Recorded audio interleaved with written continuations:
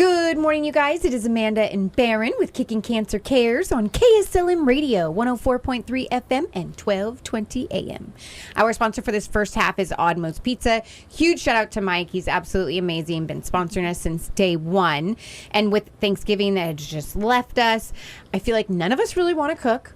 And we all probably... It's that little gap between Christmas and Thanksgiving. Yeah, like, I don't want to cook. I just cooked a whole meal and I ate myself out of the house, all the things.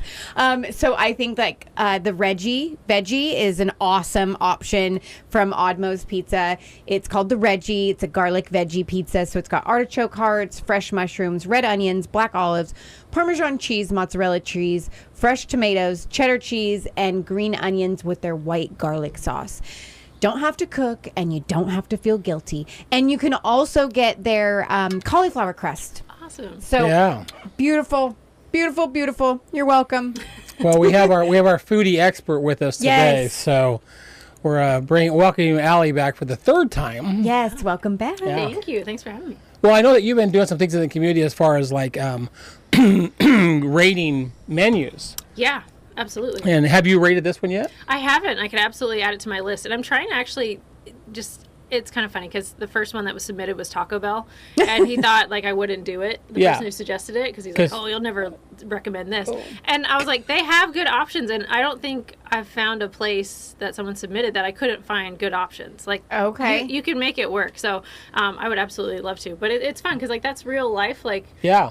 Especially when people follow generic meal plans, they're probably not going to follow that forever. So, like, right. teaching people how to read a menu and, like, what's the best possible option. Because a lot of people will just throw up their hands and be like, well, it's got to be takeout and it's got to be the worst possible thing because, right. you know, all or nothing mindset. I'm like, whoa. Yeah. There's options.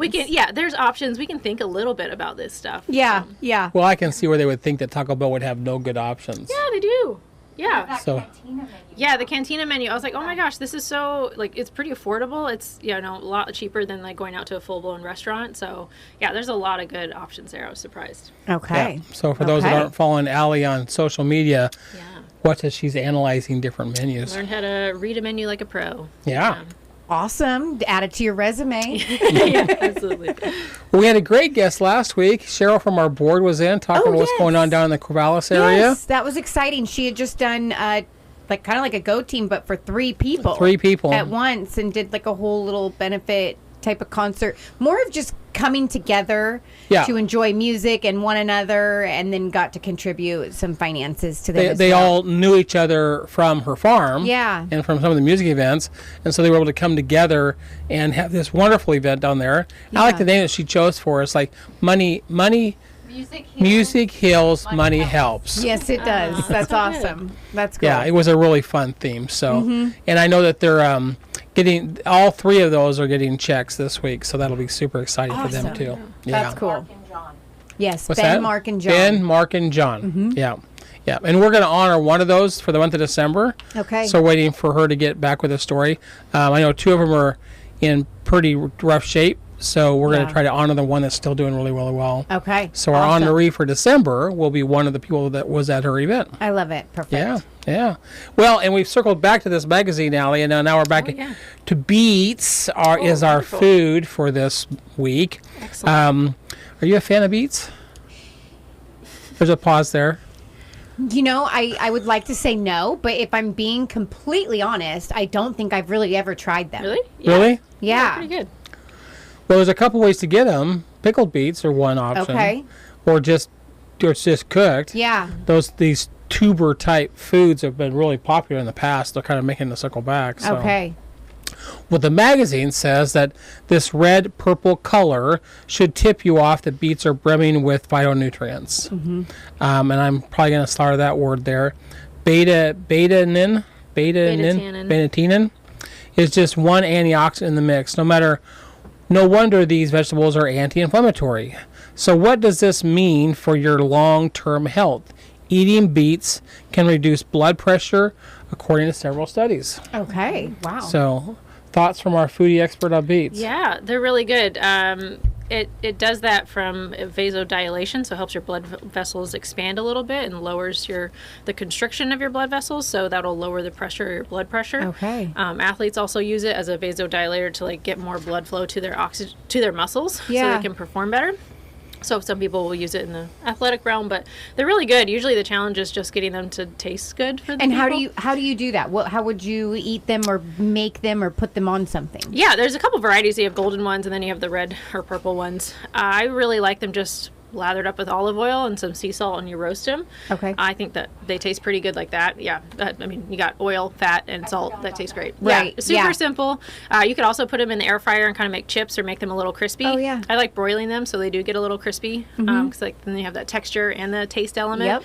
Yep. You can also put balsamic vinegar on them as well. Pickled beets, if you like that vinegar taste, I think they taste really good. That's also an easy way to have them because they're kind of messy to prepare. You got to peel them. You look like you murdered someone because red all over your hands. Very red when you're very peeling. red. Okay. So don't wear clothes you care about preparing them.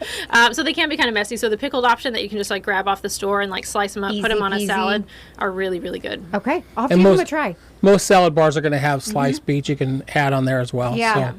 I've seen them. I've just always shied away from them, but I love they can taste like dirt, veggies and all that stuff. So I'll give them a try. Yeah. There's this brand of chips that I get in the like nutritional chip area, and it's sweet potato, and then the beets, parsnips, and then beets, parsnips. and carrots so maybe. Good. Yeah, That might be the intro, delicious. and then Okay. Yeah, I'll have to try that. absolutely. Yeah. Good. Well, all of those tuber foods used to be a lot more popular years and years ago, and they kind of slowly faded away, and now they're kind of making a comeback. Come back. Okay. The chips are an easy way to eat them, but so beets is our food for this week. Beets it is. Yeah.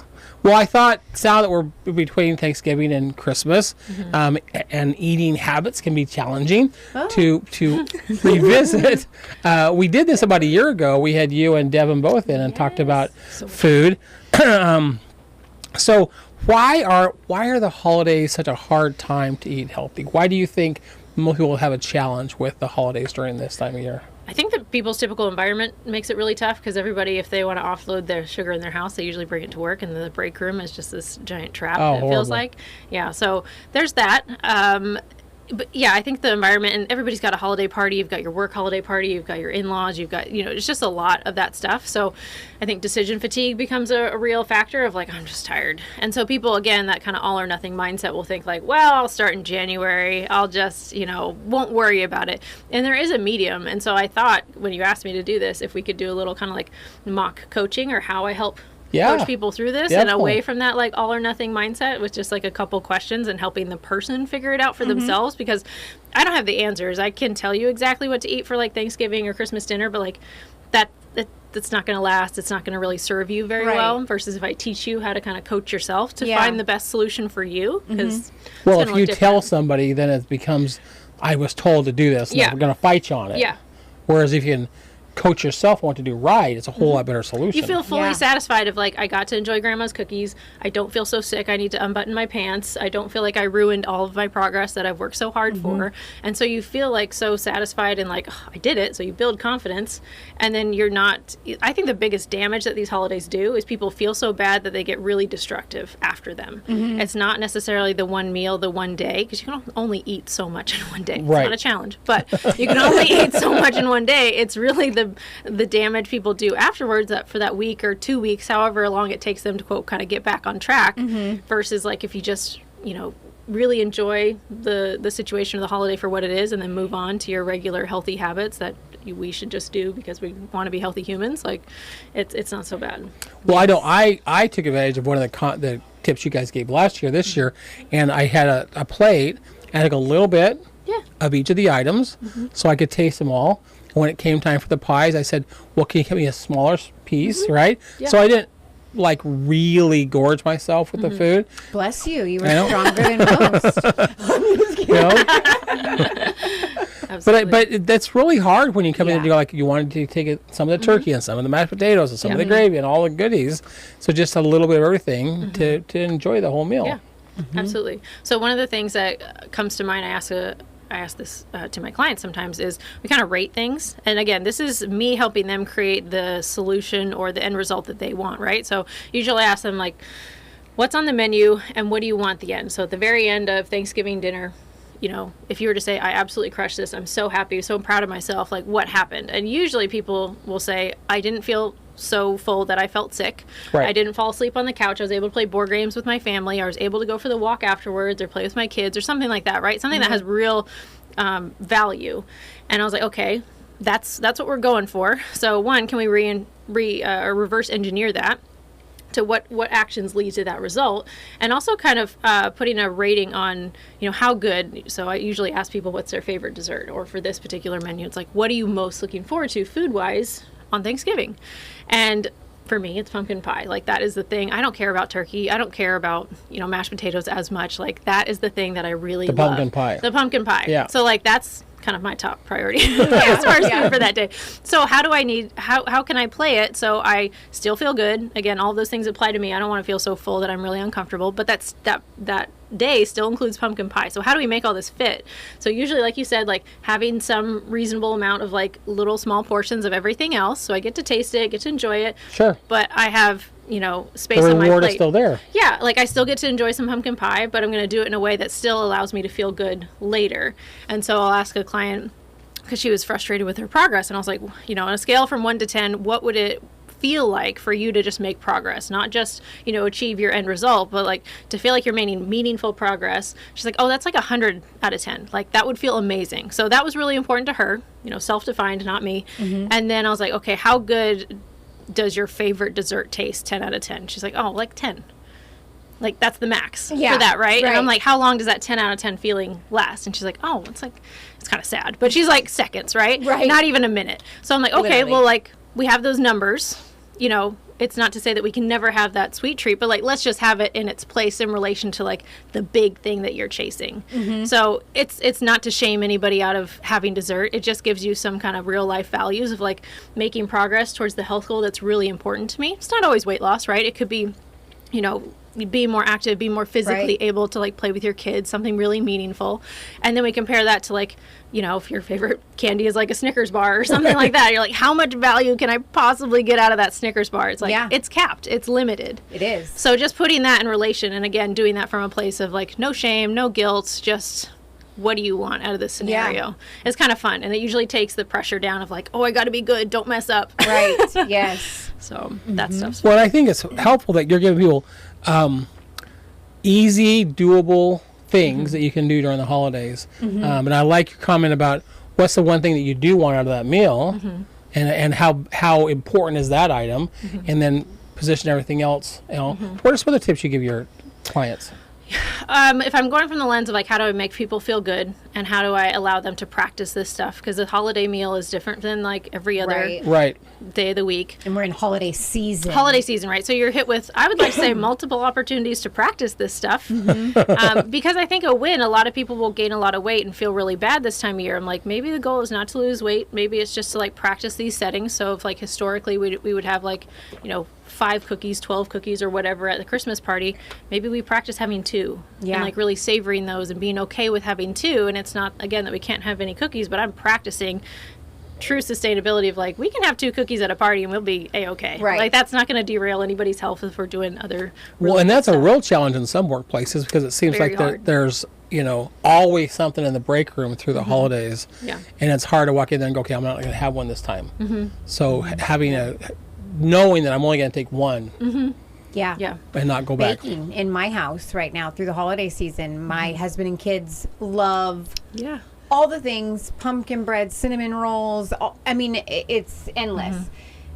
And I'm like, okay, I'm baking it and taste, and it's like so good, but I have to be careful and moderation. And my husband's like, but it's the season of all the baking and all the good stuff and everything. Come on, babe. And it's like, I have my little piece. But this is for you guys. Well, and that's the real challenge when you're baking around the house too, is once it's all done, like not eat all the stuff you just baked too. I almost get more satisfaction of like the smell and watching them eat it. I'm a sniffer, like that's I got this taste. I smelled just enough with the smell to be satisfied. I have to say, funny story. I thought about you the other day like, because of that statement, moderation. So I took my kids after the Christmas parade, and we walked into a little bakery. I won't say the name, I love it though. And me and my youngest love sweets. I know now, like, I have to just be mindful. My oldest, she doesn't really do sweets, but we leave and she's like, Mom, I walk in there and all I see is diabetes. Oh. And I said, listen, it's okay as long as it's in moderation. But whole mindset change around your house too then. It did, but my oldest has already been that way. But in the moment of that being said, I thought of you because I was like, it's all about moderation. You can eat sweets, but just moderation. And creating like an active lifestyle that accommodates that, like going to the gym, having more muscle mass on our frame. You can think of your muscle as like sponges for that sugar. So it's really helpful. I have a continuous glucose monitor on now, and that's been really insightful for me. Of like having 2 cookies and then going out to work on the farm, not a big deal, not a blip, nothing. Having 2 cookies and sitting my butt on the couch, less optimal. Less optimal. Yeah, not great. So it's just interesting to learn that information, but it didn't really change too much of like all the principles I knew from nutrition didn't really change too much of like what I learned here. Just emphasize like, you should go for a walk, like lunch and then sitting, just not optimal for me. Right. Yeah. Okay. So you're not diabetic, you just have that just to monitor so you know where your body's at? Yeah, so I have PCOS, and so higher likelihood of developing prediabetes or type 2 diabetes. So just in the last 3 years, 2020 actually had excellent blood work. And my A1C, which is the measure of your glucose over the last 3 months, was really good. And then the following 2 years, it got worse. And so I was like, that's interesting. Not a lot of my routine changed. It's kind of interesting what was that about. So for the next year, I was like, okay, dial in the nutrition a little bit lower carb, stuff like that. Didn't change when I looked at blood work again. And so I was like, well, these are becoming more affordable now. They used to be like $300 a month, and now you can get them, I think as cheap as like $50 to $80 a month, depending on the company. And they have subscription based or just try 1 month. So lots of options that way. So I was like, well, I'll take a look, see what's it looking like. And that was really helpful. And like I said, it just reemphasized all those little details. Some people truly, like, genetics does play a big role as far as your health, and so some people just have better glucose control. I just have a little bit less optimal, but I'm like not in the pre-diabetic range. I just noticed a trend and I was like, okay, let's get ahead of this. Nip it in the butt. Just be really upfront with it and try to change things before I have a problem. So it's been really So you're just kind of being proactive on what could be a problem in the future. To avoid it from happening if you can. Absolutely. So okay, that's cool. It's hard to have opinions about what your body says this is happening. You're like, well, shoot. Time for a walk. That's good. I know one of the big things for many people during the holidays, and we talk about at like Thanksgiving when you go to visit a family, is emotional eating. Yes. You're stressed, maybe you don't agree with what's going on in certain people's lives. Heaven forbid people bring up politics or religion or all those discussions. It's a good way to spike your stress. Spike your stress. So what advice do you have for people who are to control that emotional eating? That's a hard one. I think it's taking a lot of notes of, will this solve the problem? Right. And it won't. I mean, I have a background. I've had disordered eating in the past, and like you can overeat on broccoli, you still don't feel good whether it's broccoli or brownies, unfortunately. Right. So I mean, taking notes of like, this actually didn't solve this problem, and going back to the question of like, I'm eating and moving and doing things throughout the day to feel good. Will this feel good? No, I will feel worse. It will not solve the problem. And I say this like it's as simple as asking yourself those questions. It's hard. It takes time. But each time that you do a little bit better, like I said, 2 cookies instead of the 5 cookies, like you should save that as evidence in your head of like, I did this. Like that sounds really hard for me. I used to absolutely love and would binge and overeat on dates and peanut butter were just like my kryptonite, and I would absolutely love. It's a Snickers. It's a Snickers. Same thing. Couldn't stop eating it. So I would never have dates in my house because I would just overeat on them. And now I have them in the cupboard and they've been there for a year, and I should probably throw them out. But they're just not as enticing. Right. But I've compiled that evidence of like overeating on those things, whatever your like kryptonite food wise is, it never made me feel better. It never solved the problem. I felt worse. And so I can kind of go through that evidence and ask myself those questions. And did this solve the problem or not? Yeah, and I realized other things in life were better, like spending time with family, going for a walk, getting some exercise, spending time with my horses, or going on a walk with my dog. Like all of those things made me feel better, and like they gave me more value in life versus like, again, how much value can a really tasty food give you? Like there's a limit, there's a cap. And the crazy part is how all of it's attached to the dopamine. Yeah. Dopamine. Yeah. Like, where are you getting your dopamine? Yeah. Yeah. Yeah. So, I mean, that can go into the whole thing of like how we managing our stress, how we managing our screen time. Am I getting stressors from like my phone? Am I reading too much news or whatever? So all of those things play a role. It's never one thing, but how do we change the whole picture? Well, interesting that you mentioned the dopamine, because there are so many ways to get a dopamine rush, and sugar can be one of those. But there's a lot of other ways to get dopamine rushes, and I would imagine that if that's food is the way you're getting a dopamine rush, then you have to, how do I control the dopamine? How do I control it? So how do you tell your clients to set boundaries when it comes to food? There's got to be some way to create those boundaries for yourself. Yeah, if you can fix your environment a little bit to make it easier on yourself. So I absolutely love baking, and we'll make like gingerbread houses. We actually make sugar cookies because nobody actually likes to eat the gingerbread, so we'll make sugar cookie houses. Way better tasting. Yeah, way better tasting. Although they get so stale and then nobody wants to eat it. But that's a whole different story. Yeah, a whole other story. So which is okay. Yeah, which is totally fine. Still fun. So I like to change the environment. So having a talk with your spouse or the people that live in your house of like, hey, how can you help me out? Basically, right? When I was having trouble with food, I would ask somebody to put the food away, because as a kid, I'd be like, oh, I'll put the food away, and I would eat it all as a kid. Yeah, and so as an adult, that's less cute, less helpful. So having your spouse help you out. If we do want to bake, freezing a lot of it is great, because then you can just like take it out of the freezer as and when you want it. Then also it's another barrier of like, oh, I have to go thaw that or like heat it up in the microwave or something. Don't have to hurry up and eat it all either. Right, before it goes bad. Yeah, I mean, when I was living by myself, my friend made me this huge chocolate cake for my birthday. I'm like, I live alone. Like, how am I gonna, what do I do with this? And it tastes delicious. I really love it. And so I chopped it up into like really thin slices, almost like a slice of toast, froze it, and I could take a bite out, small slice. And it was such a small, like laughable amount. Like, there's no way if I stick to this portion size that this is gonna be a problem. And I still get to enjoy it every day. Right. I did the same thing with my wedding cake too. So we had just wedding cake for days. That's awesome. That's awesome. So that's a good idea, because of the big huge piece of chocolate cake, you just take a big huge slice of it, just eat the whole thing, but those little slices and freeze like it. Slices of cake. Well, same thing with like pumpkin bread or banana bread. Yeah, you can freeze. Absolutely. But really trying to create an active lifestyle. I mean, in Oregon, this is dark and cold and rainy time of year, but really that's where the discipline comes out of, like really just kind of create an active lifestyle. Because if we have a generally active lifestyle, if we have some muscle mass on our frame, we become so much more resilient to just this stuff that comes up. It's just a blip in the radar. It's not that big of a deal. And if it's so routine for us to just move our bodies, our body can cope with it a lot better versus trying to go on and off the gym trend. So it's really important. Well, I think that all or nothing mindset can be a real challenge too. Either I'm going to do it or I'm not going to do it. Yeah. And then not feeling guilty if you fall off the wagon, right? Yeah, we got to find the gray area. Like, we have to actively pursue the gray area. So even if you're thinking like, I'm going to go for my 100% A+ plan here today, I would almost discourage people from doing that. There's a real craving to be perfect about something. But if we're going to be so perfect of like, okay, tomorrow I'm back at the gym, I'm going to spend 2.5 hours in there, I would say absolutely not. Like, try to find the gray that's not going to disrupt everything else in your day. Because if, we all have responsibilities, spending 2.5 hours in the gym is probably not a sustainable habit, even if it feels good. Not realistic. Not realistic. So it's like, actively pursue the gray and ask yourself, like, is this sustainable? It's great if we have extra time to go the extra mile, but really trying to make it sustainable from the get-go. Okay. Has that made any difference around your house, Amanda? Yeah, all of this. But I do struggle with, just eating. I get bored.